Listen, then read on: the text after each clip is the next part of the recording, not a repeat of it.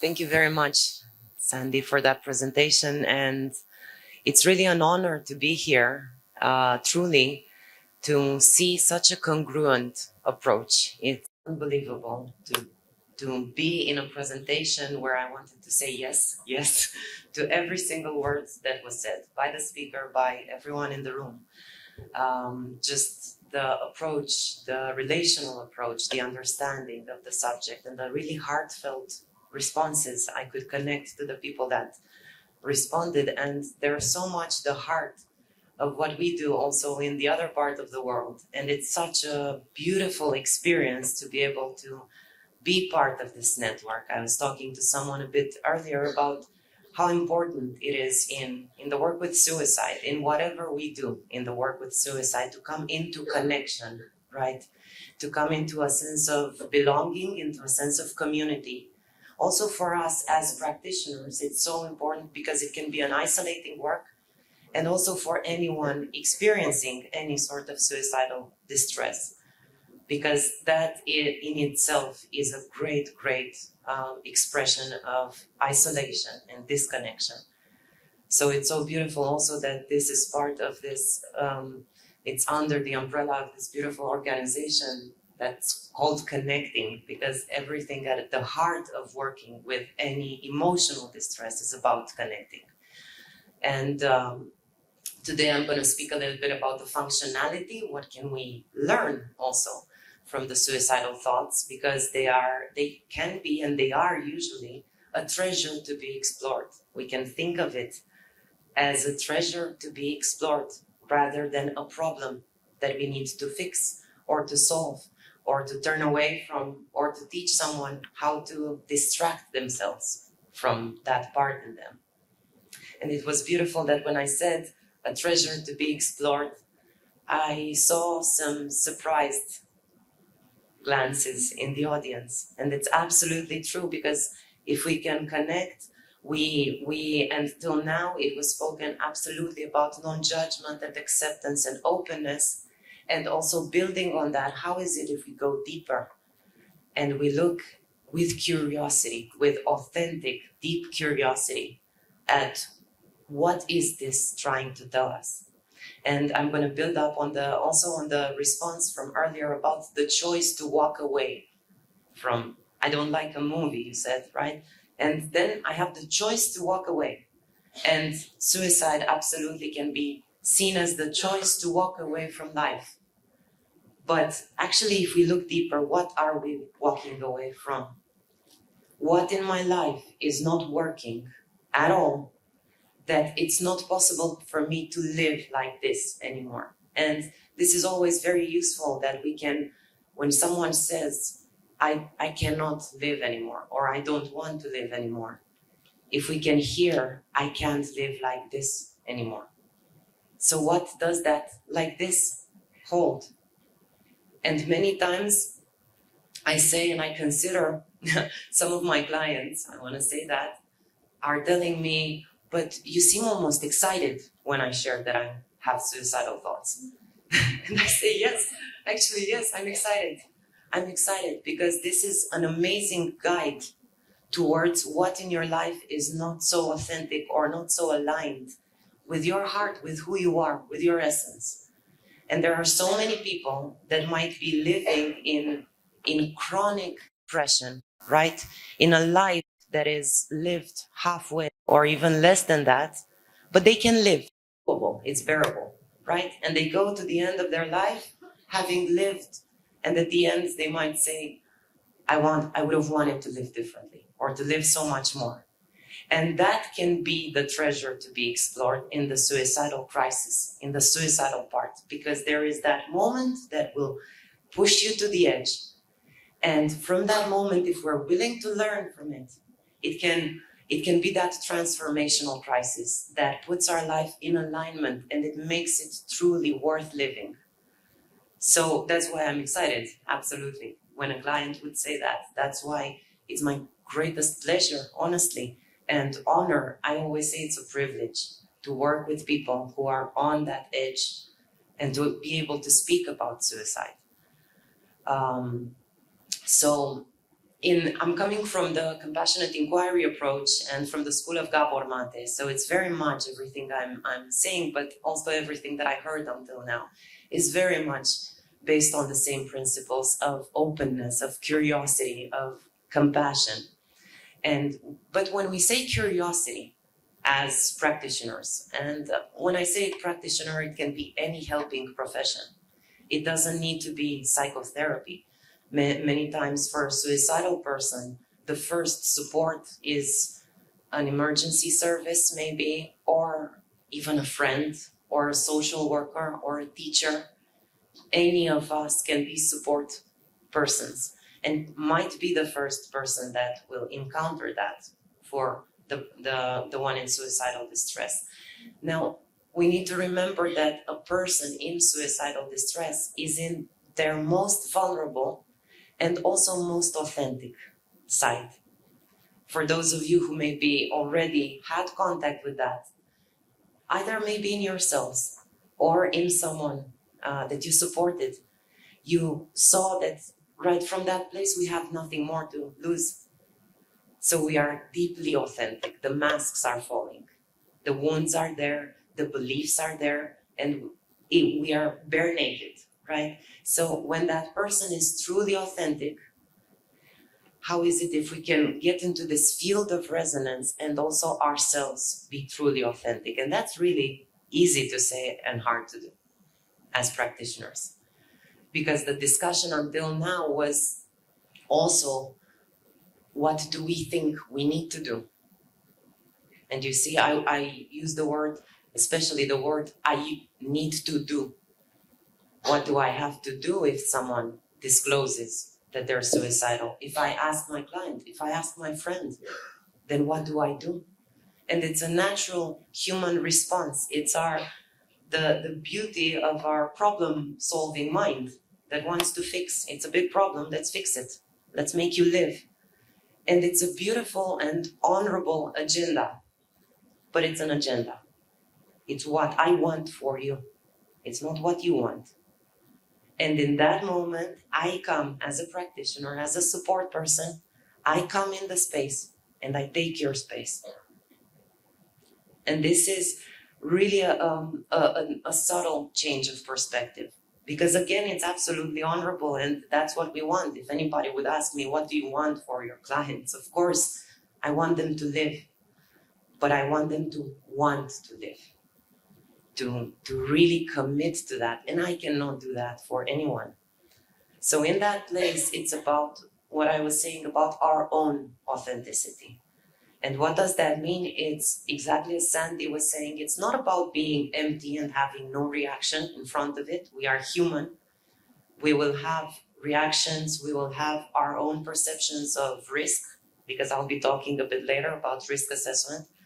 And the valuable question is to ask myself, how comfortable am I with risk as a human being? How is my view upon death?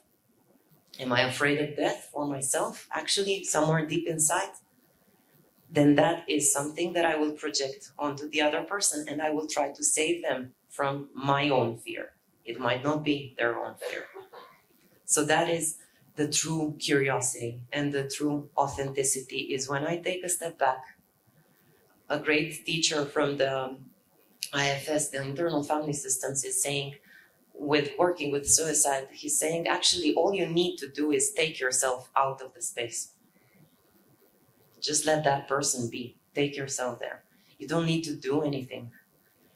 And Gabor Mate is talking very much as practitioners that we want maybe to move away from who am I in the space with this suicidal person. Not who am I, but how am I showing up?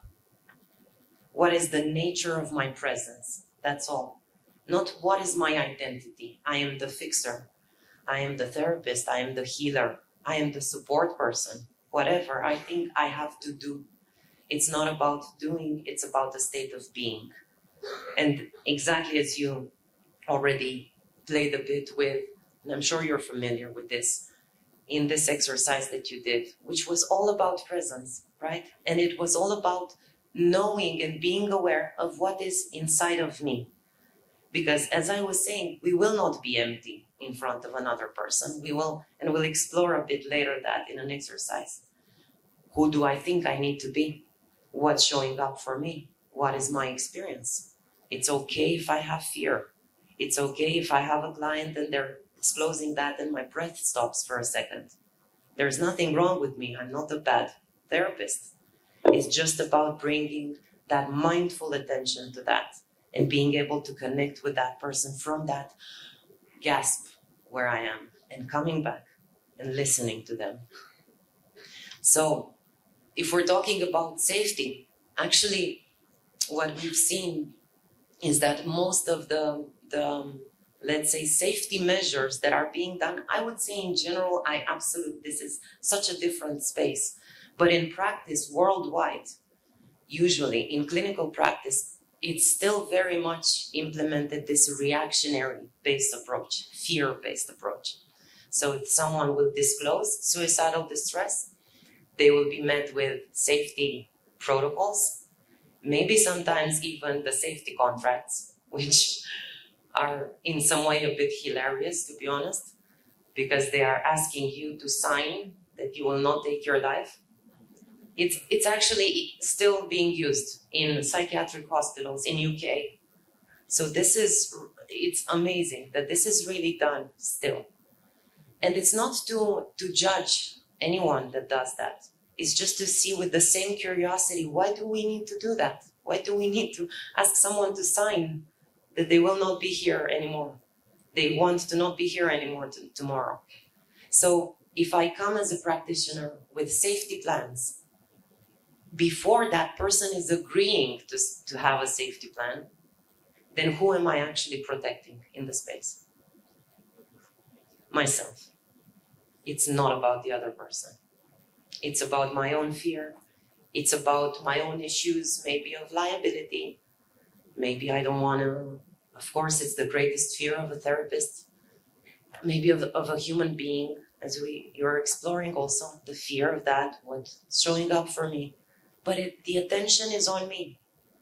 Because if a person has that deep vulnerability and safety with us to tell us, hey, I'm thinking of taking my life, I cannot do this anymore. And we meet them with, oh, I will give you some possibilities not to do this, and we do, and we go for a walk and we do this. Then what I'm coming with in the space is actually a power dynamic, a power disbalance. Me as that practitioner is coming in the space and telling you that what you want and you feel is best for you is wrong. And that I will give you options and ultimately I will save you. So that's what we don't want to do. And that's why a lot of the safety protocols are not working. And the first people that are saying that actually are the emergency service people that are seeing the same cases, and they're the first line responders. And they will say they had all the plans. We're asking them. They had all the plans. They had all the protocols. It didn't work. Why? Because the person was not on board with using them. We can give them this much of protocols and tools, and most suicide prevention trainings are based on that. Are 1 day or 2 days of tools, and of course the tools are important, but only afterwards, after I can establish that deep safety and connection with the person, and to really be sure that they also want to commit to those plans. And then we are co-creating. I'm always talking about the safety in this space is not a creation. I will create your safety. It's that we are co-creating this safety. You are creating the safety. And also I use this in the work with suicide. Gabor Mate, maybe you know, who is a great expert on addictions and trauma, right? And he's talking about the opposite of addictions is connection. And he changed the view on addictions so much in the last decades, from those rehabilitation programs where the addict was met with what's wrong with you, I'm going to fix you. I'm going to give you all these substitutes. And he shifted towards what happened to you, not what's wrong, but why the pain and how do I meet you there? And then he says that the remedy, the medicine to addiction is not another substance, it's not a program, it's connection.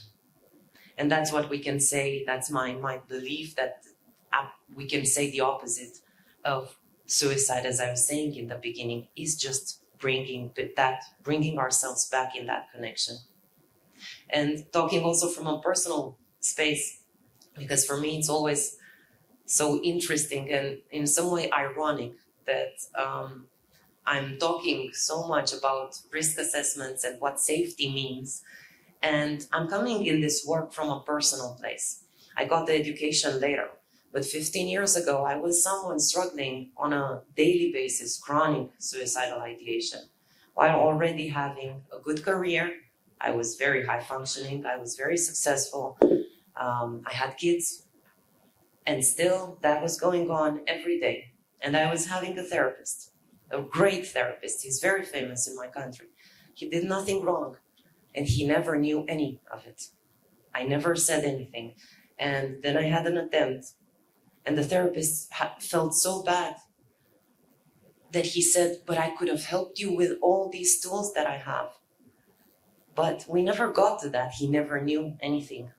Because somehow in our relation, in the therapeutic space, the safety was not there for me to actually disclose that.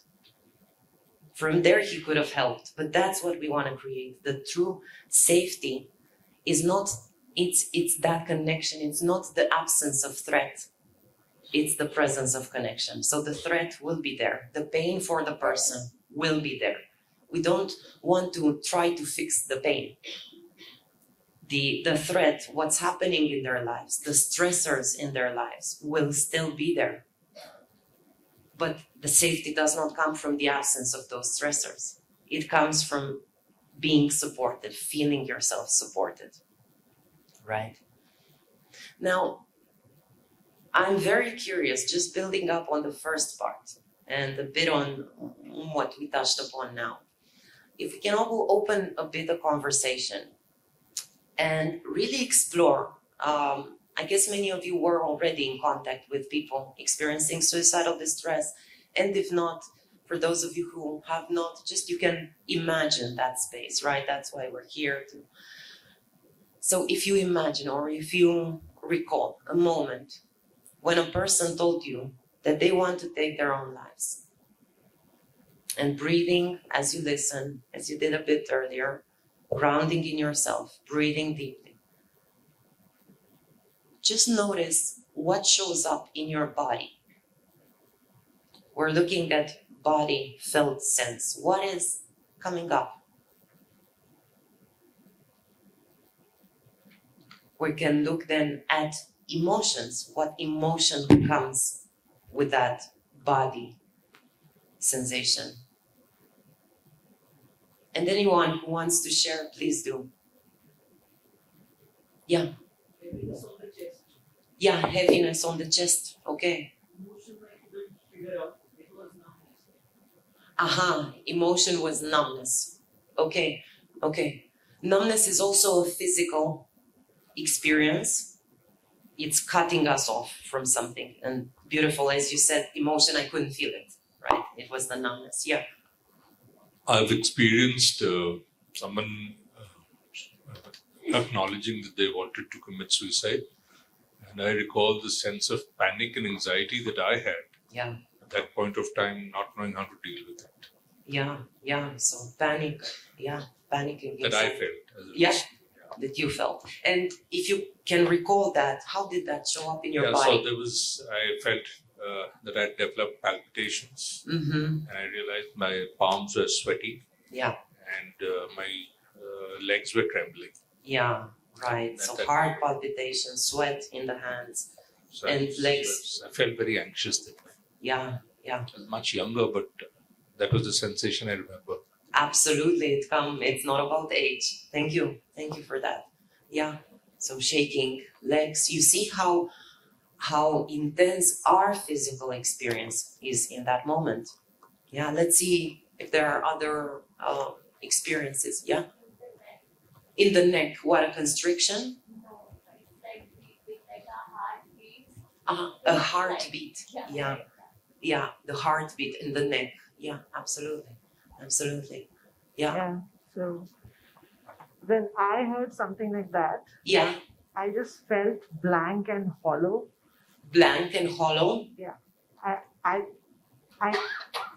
I heard it with my ears, but then I couldn't feel any of the senses. It was just blank and hollow. Uh-huh. Blank and hollow. And how was that for you to hold hollowness and blank inside of you? At that moment, I felt I was lost myself, Lost myself. Okay. and I don't think I wanted to calculate any further. Yeah. But that was a thought that,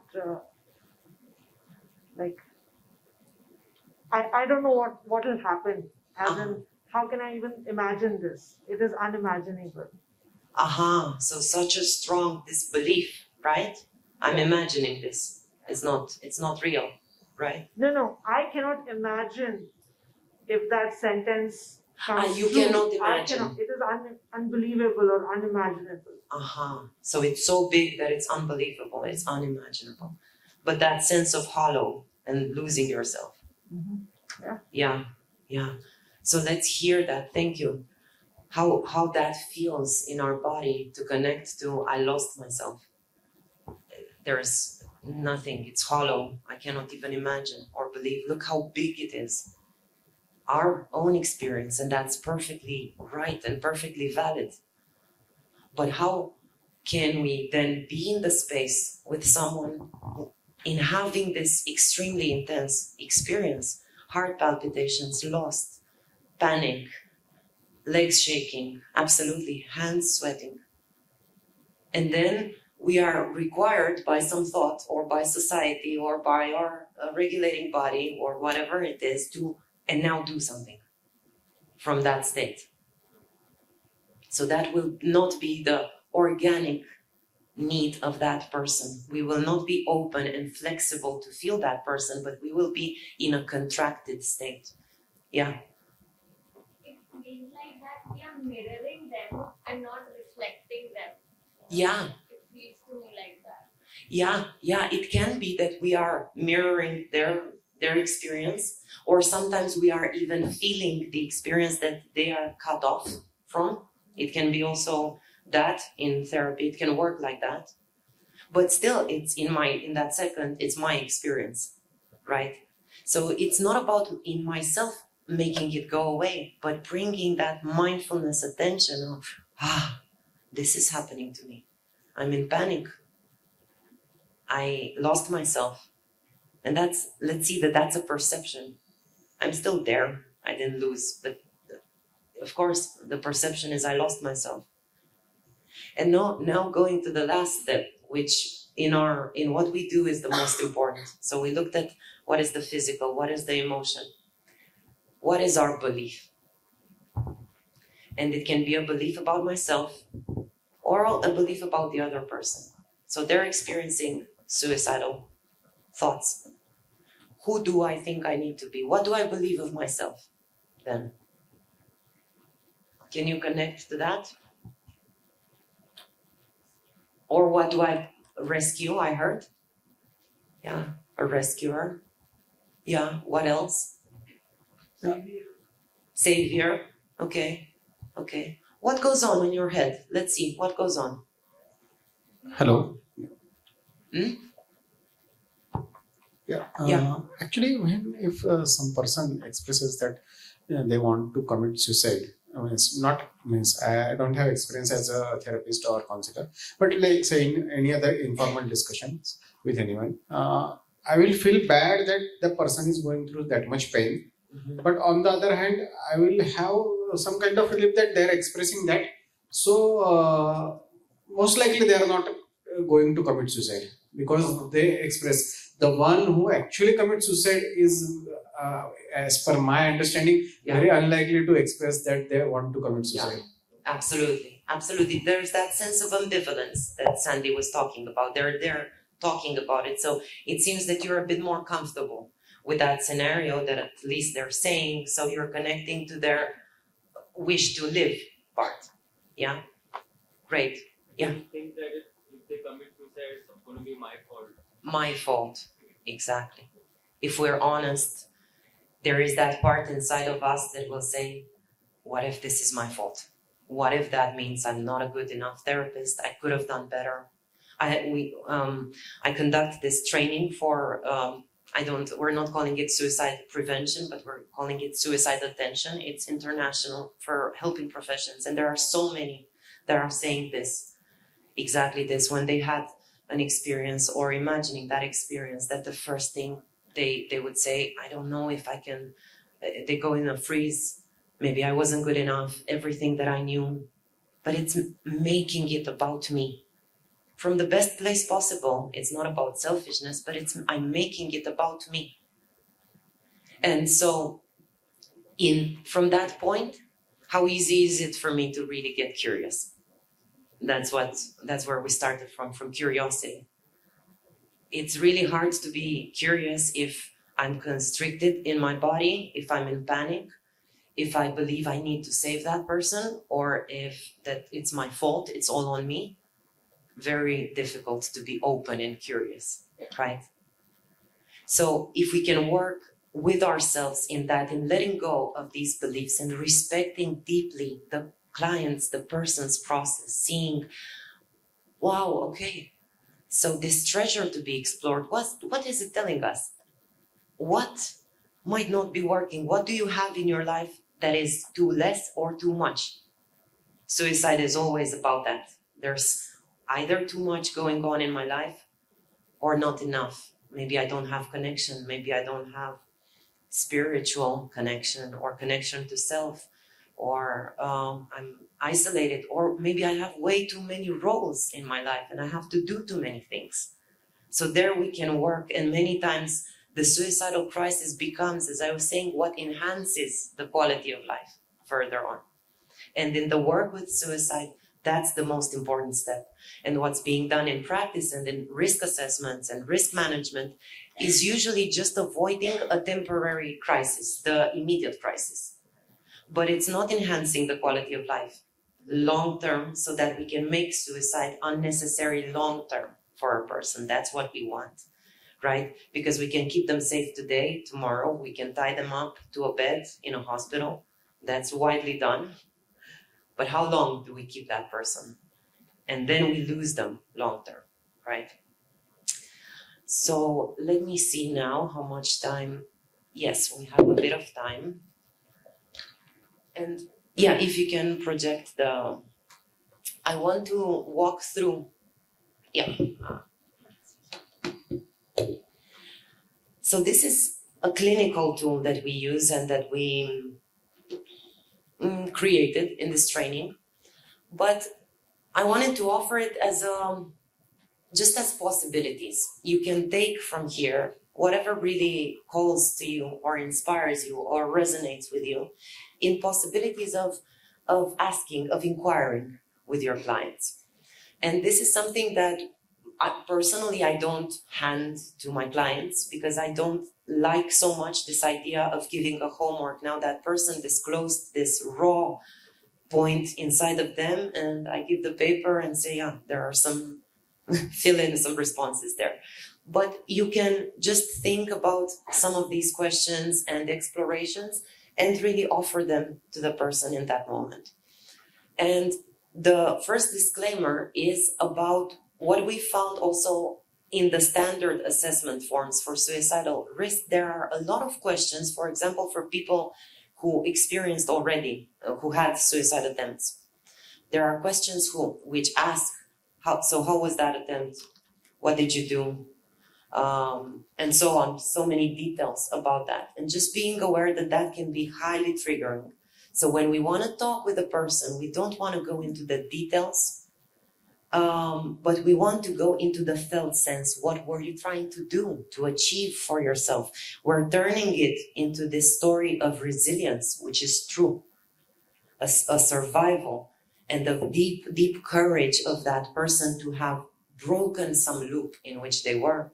And we're not interested in what was your means, how did you do it, and other such details. So just being aware also of that. And what we want to do in the safety is just to be sure at first, before journeying into anything, that that person, just as we feel, is stable enough to journey also. That's another, I would really go into saying a mistake in a lot of practices, is that we are not ensuring that the person is really stable in that moment, and are coming in with details, with questions that might be overwhelming for that person in that moment. And then if we're therapists, for example, let's remember that we have the clients today in the session, and then we don't see them for a whole week.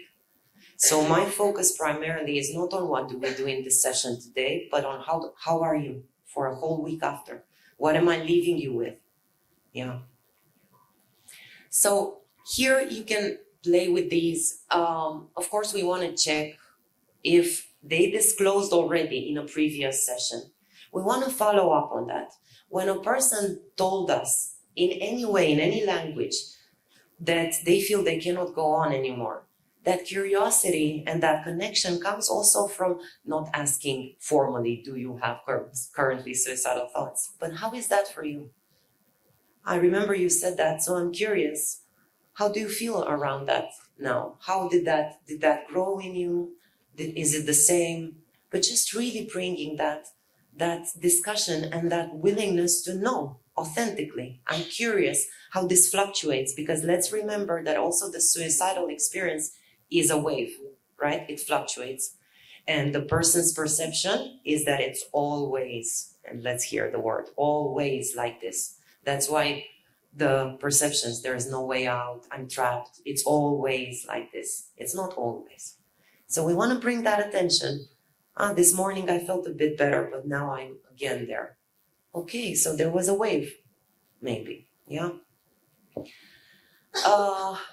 We did introduce, I'm not personally very fond on the scale. This is in the risk assessments, but also from my experience, I know I would have never been able to give a grade to my suicidality. It's 7 today. Yesterday was 4. I wouldn't say that's, but why it can be interesting sometimes is if the person is already a bit more distanced from their experience, maybe we worked a bit with them and they're stable, then that can bring a little bit of prefrontal cortex, a bit of attention online, and say, yeah, actually, today it's a 6 and yesterday it was way more. Yeah, but it's still in the discussion around this wave, in helping the person see that it's not always like this. Because if we let someone believe, and we believe also that it's always like this, then the best solution is suicide, actually, if it doesn't change. Even in ourselves, if we have chronic pain, for example, or broken leg, if the pain is as sharp all the time, no rest, then any sane person would want to escape it, right? This is an interesting possible exploration that is not really very frequent and very common. How do your suicidal thoughts emerge? And that's another point where we can bring that curiosity, because they're very different, and people will say, will disclose in one language or the other that they're having suicidal thoughts, but many times even they cannot really describe how do they come. And for some people, they might be, for example, intrusive, violent images. They might say, I'm seeing myself do this, and really violently. But that, for example, is usually not really an indicator of a very high risk. But it's being taken in practice as high risk, especially in psychiatric practice in general. And that means that that person is really impulsive or can have a high risk. But there is such a thing, and it's really common, as suicidal OCD. Yeah, OCD, obsessive compulsive disorder. So the fixation of the mind. At one point it worked in giving me relief. This is many times part of the chronic suicidal ideation, right? And in risk assessment, let's say, We want to see if that person is in active plan. Do they have means? Do they have a time frame? I want to do it tomorrow with these pills in this way, then that's a risk. Yes, high risk. But if it's passive, I've been feeling like this for years, or they come, these images, and then we can ask, okay, and how do you feel when they come? And usually the response is, at first I'm scared of them, but actually I feel relieved afterwards because they bring a feeling of relief. For example, I have a client that has a fantasy of their own funeral, and they're a really high achieving professional that has a lot of things on their plate. And how they deal with that is that before something that is very stressful, they close their eyes and they imagine their funeral. Such an interesting experience. And when I asked that, okay, so tell me more, that's really fascinating. What does that do for you? They say, okay, I imagine myself resting, first of all. I'm done with the work. And then they say, and all my loved ones are around me. I see all my friends, and I never get to see them anymore because I'm so busy. So he imagines how he sees his childhood friends, all the friends, everybody he didn't get to see, that are connected and are there with him and his family. So it brings him rest and connection. And then wonderful. Why not use it? Many times the suicidal ideation and suicidality as an experience is what keeps that person alive. This client of mine would not be here. He works it's like 3 lives in one. It's impossible. But this fantasy, for example, provides some relief. So from that point, we know when it comes, then it's too much for you. So what can we maybe make some space in your life so that it's bearable, right? That's why it can be such a guide. Or it can be, for example, impulsive need from the person. They might say, I really feel this. I really feel it in my arms, in my palms. I really want to do something to my body. That's a very different experience. And I would say that's a more high-risk experience because actually their nervous system is very activated in that moment. It's an activation, and it can come with an impulsive need to act on it, right?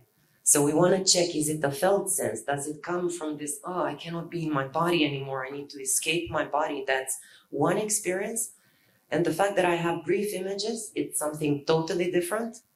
Or, and looking yourselves also at this possibility maybe of a time in your life, a moment where, for example, you crossed the street and it just happens that you didn't look right or left.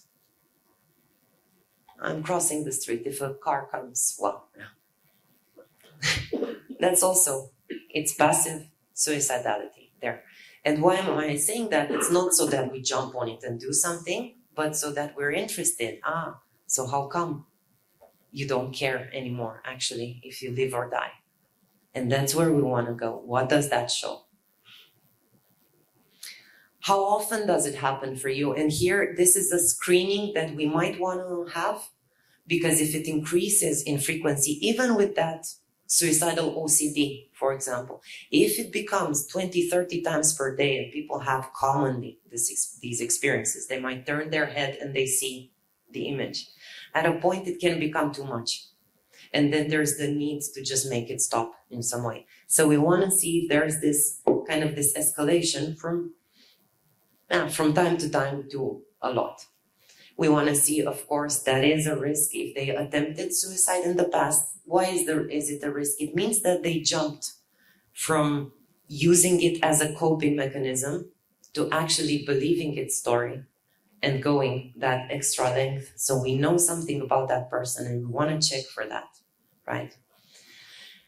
And from here on, this is the interesting part. We're opening the discussion with the person around the functionality. Again, not what was wrong, but what was it trying to do for you? Did you, at the moment of the attempt, want to die? Now, in my experience, when I ask this question, people are completely flabbergasted and they say, of course I wanted to die. That's why attempted? And when we go deeper, did you want to die? Or was a part of your experience wanting to go away? It was a part of your life that wanted to die and to make space. Many times we know it as a helping profession, that people don't really want to die, but they don't. Most of the people believe the story of the suicide, and many times they perceive that they're living with an internal enemy, that there is this in me, and that's why they're not sharing. I know that in my life then, that's why I was not sharing with my therapist. Again, there was nothing wrong with him, but I was having so much shame and perceiving that I'm living with an internal destructor and enemy that wants to do something, wants to kill me. And that was very hard to disclose. Whereas if the discussion would have been, this is a valuable part, this is an ingenious mechanism, this is a teacher for us that is guiding us somewhere, then from there, at that point, the experience could have been integrated. So that's what we want to explore with the people in front of us. I'm not going to go through all of because it's more of an extensive, let's say, list, but you can also see if what calls more, what you find more valuable, let's say, as an exploration. We want to see how, if there is a person that had an attempt, how that was handled again. Because the amount of shame and isolation that they live with, if they were met in a very reactionary way, is in itself a big risk factor, because they will not disclose again. So if a person disclosed and they were handled to the family, and the family was hyper vigilant, again, I was talking yesterday with some people and about this practice of families, of course, being very scared then if the family member has these thoughts and we're locking them up. I have a client who was in a hospital in the US, and the hospital told their mother, remove all the doors from your house so that you make sure that she doesn't cut herself in her room. Remove the doors. So these are the safety measures that are many times offered to people. Or families, of course, families are not educated in trauma work, in therapy, and they shouldn't be. It's not their, right? And they're very hypervigilant. And that is a risk factor for the person. Or if they were met with, why did you want to do this to yourself? This is, again, it happens when the ambulance comes, for example. What did you do? That first question, what did you do, is an imprint for that person. I did something wrong. There's something wrong with me. I will keep this to myself. And actually, the biggest risk factor with suicide is silence. That's it. It's that simple. If people talk, then there is safety. If we talk about risk assessments, for example, a very interesting statistic, I don't like usually but statistics, but this one is really important, is that 95% of the people who died by suicide were assessed as low risk. And that 80% of the people that are assessed as high risk, let me see, 85 die by suicide, do not die by suicide, that are assessed as high risk. So these are statistics from the American Psychologists Association and psychiatrists. They don't work. That's the truth. They don't work. Because actually the biggest safety is getting the person to share. And we need to be aware of what was the history, especially when someone had suicidal thoughts for a longer time, or since they were a teenager maybe. That is a very frequent experience in the hormonal changes in teens. And then if the mother, the father was making them wrong and vigilant or reacting badly, that is something that they carry their entire life. And that person might have a suicidal attempt at 45 that was actually very much fed by the way they were handled all their life after that moment. So that's what we want to unravel and we want to integrate. We want to practically reframe that isolating experience that they had in a way that brings them back into connection and into honoring their experience. Here we go to, did you feel safe to disclose with anyone? That's another indicator. Do you have a friend maybe that you talk to about this? Did you ever talk to a friend? If not, that shows us a lot of stigma and shame. Yeah, and here we can go into seeing how long does the ideation go back? When did it first appear? And here we can help the person see, when did it first appear? They might say, I don't know, I have it forever. Let's journey back when you were 10. Can you tell me something from then? Was this happening? Oh, no. Okay, let's go. And maybe then they see that I was 14 and I was bullied at school and this was the only way that I could cope. And we've got there the indicator, what is the suicidality doing for them? Because suicidality can have so many functions. It can be for some people freedom, a freedom that they never had, from pressures, from society, from family, from roles they have to fill. It's an escape. It can be a rebellion against the same pressures. I will show you, and we explored a bit earlier, what is the hopelessness, helplessness, and the answers were so diverse there, right? I will show you, or I will get revenge on myself, or I am worthless. My family will be better off without me. So many stories that are coming from beliefs. So that's what we want to unravel. What is the belief about yourself when you go into a suicidal crisis? That I'm trapped, that I'm a victim, that I cannot go out, or that I'm worthless, or that I'm bad. And that's what we want to see. What does it do for you? It's a very different functionality.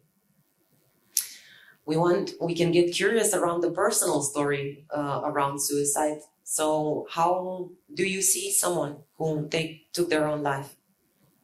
Were they a winner? Was it a victory? Was it the one who got away? Were they weak? Were they selfish because they hurt their family? There are different stories. And we want to see what is the story there. Again, that creates the entire landscape of their suicidality. And that's what we want to work with. How do you feel towards that? Are you ashamed? I'm embarrassed about it. I'm ashamed that it comes, the suicidal thought. Or it's this friend that I don't talk to anyone about, but it really helps me and it brings me relief. Or it scares me terribly when it comes. It's such a different experience. And again, what we want to do there is create that dialogue between us, but mainly intrapersonal, in that person with their suicidal part. How is this dialogue inside? Can you get curious when it comes, instead of saying, oh my God, again, I want to take my life. What's wrong with me? Can we help them be, okay, I'm noticing this thought again, or this image. What might be happening for me right now? What's here right now? And that takes them to their essence, to their core. And that's where it becomes so valuable. It's almost like a chronic illness. And those of you who maybe, or chronic, an illness, a pain, maybe you know that sometimes that pain really guides us into what is not working for me right now. And that's suicidality. It's a chronic pain that stabs there when something is too much. And what do you hope will happen if you complete suicide? What is it that you're looking for? What will it do for you? And that's, again, the specific imprint. What I find, how I see it, is that suicidality for each person is like a fingerprint. It's unique. And it's being handled everywhere like it's the same experience for everyone. It's completely unique and it's completely personal, and it says everything about that person's life and story and beliefs and how they think of themselves. Yeah. Okay. How do I close from up? Yeah. Okay. So just making sure we are in time. Just also to allow if there are any questions around this, around what was said until now, or comments, or... Do you think it helps if a person is saying they're suicidal? Does it help them to even Yeah, so that, Yeah. Do you think it helps to sometimes when they're saying they're feeling suicidal for a very long time? Does it help if we ask them what would bring you out of this moment? yeah. Or can you think of a happy moment, a time, or anything? What we do generally at our suicide helplines is we try and ask them, what situation would you think you would be happy in? Mm-hmm. So what we do is we try and get them out of that mind frame of suicidality Yeah. to moving to a frame of if X, Y, Z would happen in my life, I would be at a better space. Yeah. So asking, what I want to know is, if we ask these questions, do you think it helps them change what they're thinking? Thank you so much for that question. It's very valuable. That's how I see it. And again, this is the way we approach it. That's a very valuable work to do, but it's the secondary step. So how does it look like for you when life is worth living? How is that? And we're bringing that quality in. Let's remember though that for some people there might be a point where they say, I don't want that. The voice, they're pleasing us. They don't want to feel better. They are pleasing us. Yeah, it can be. And this is again very common in practice. Yeah, thank you. This is with reference to the anecdote you told us about a client who fantasizes about his funeral. Yeah. Could it also be the fact that he fantasizes because death is the permanency, and he feels that everything else can be handled with less amount of pressure and weight, because finally it won't matter. So I can take this well enough now because tomorrow it won't matter. So Thank you so much for that offering. I did not explore that. Okay. So thank you for that. My client will be grateful. Thank you.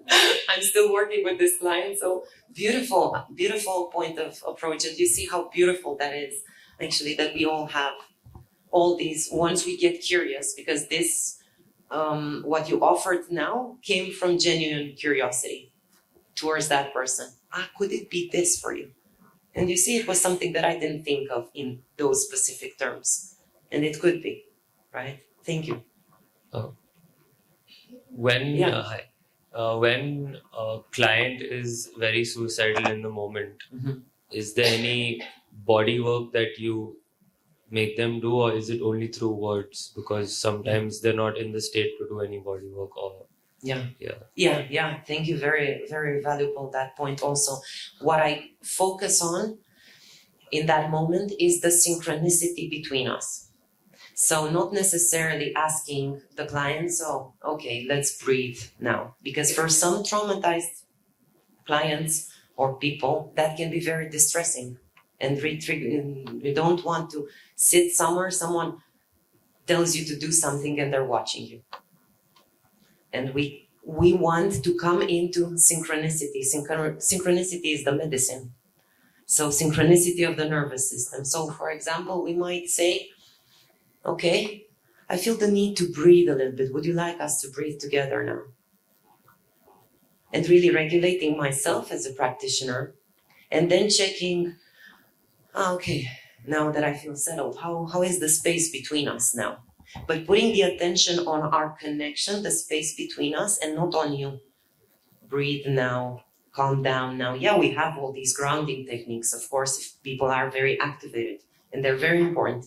But it can be very valuable to offer them in doing together. Yeah, look, what helps me and I would like to do now, for example, is pressing my feet. I'm wondering how this is for you. I feel more settled. But modeling it myself and inviting them into connection if they want.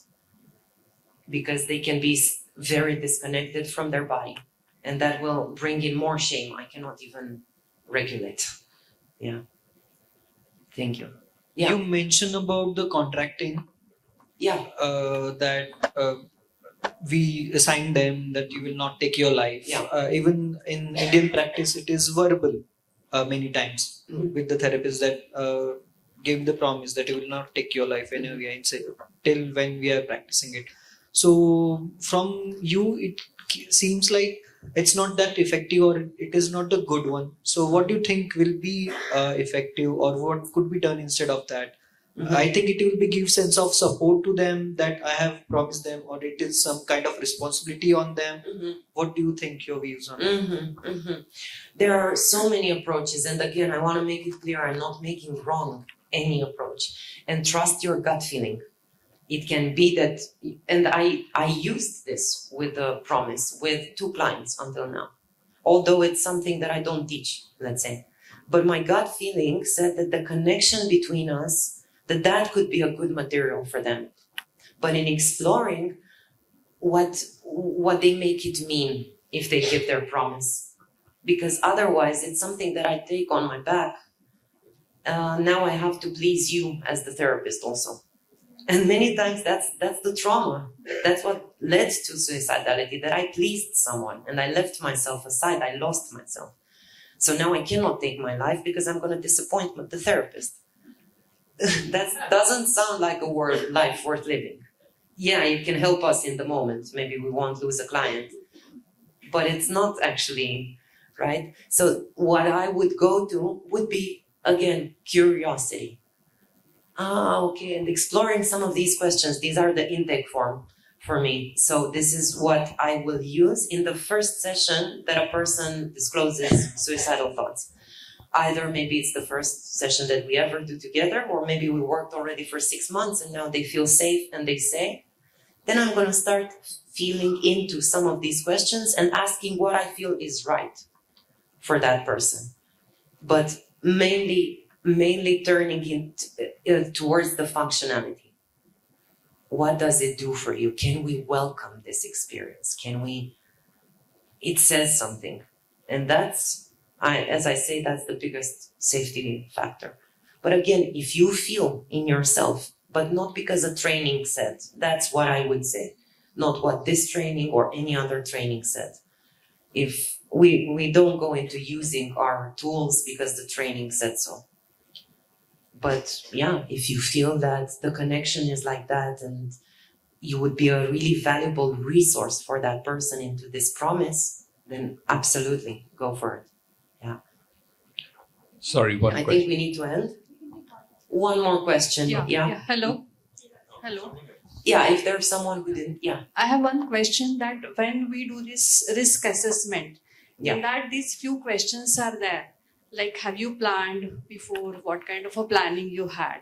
Yeah. So are we not inducing that thought, or are we not, of course, we do not intend to reinforce it, but it might happen that person has not thought of it and he might start feeling that, oh yes, I have not planned. So shall I? So whether, these questions, whether there is a risk of inducing those thoughts or consolidating those thoughts more. Okay, so just so I'm clear, you're asking if there is a value in asking about if they have the means, if they thought of how to do it. Absolutely, there is. That's a very important question. We actually would be a responsibility for us to, once they disclose I can't do it anymore, and we can go further into asking. And once they say, yeah, I did think of taking my own life, then we should ask, okay, so did you think how to do it? So there we can have the what determines if there is an active plan or if there is a passive plan. But because, for example, we might have someone who starts stacking up on pills. It's a risk factor already. It's an active intent. It's a planned and something that they're doing. What I was saying is mostly about past attempts. So if a person discloses that they had past attempts, I would say my way to work with it, again, it's just mine, would be that I ask further along, not from the beginning, if that was planned and how it was done, because it can be very distressing for a person to go back into their memory. It can be something that activates their traumatic memory, right? We know there is the emotional flooding, and we go back to the same mind frame. If they're not resourced yet, it can be very triggering for someone to say, yes, I did it with benzos and I took 3, and I did this. It takes them back there. I hope this answers what you were asking.